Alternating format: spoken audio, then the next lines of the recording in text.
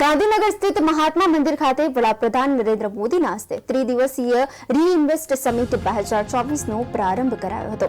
Renewable energy સમિટના ત્રીજા અને અંતિમ દિવસે ઉપરાષ્ટ્રપતિ ધનખડ તેના સમાપન સમારોહમાં ઉપસ્થિત રહ્યા હતા। ભારત સરકારના નવીનીકરણીય ઉર્જાના મંત્રી, ગુજરાતના ઉર્જા મંત્રી સહિત મંત્રીઓ હાજર રહ્યા હતા।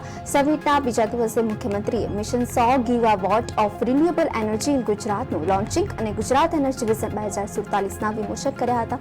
આ ઉપરાંત મુખ્યમંત્રીની ઉપસ્થિતિમાં કુલ 4 MOU સાઇન કરાયા હતા।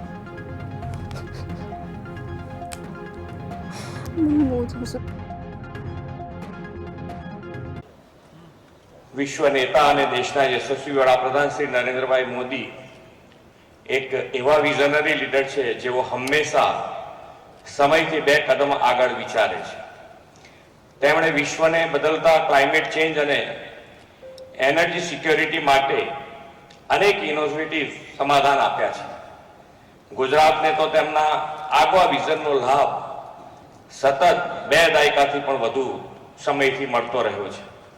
श्री नरेन्द्रभाई गुजरात में शक्ति पंचामृतना आधारे विकास की मजबूत इमारत रची है।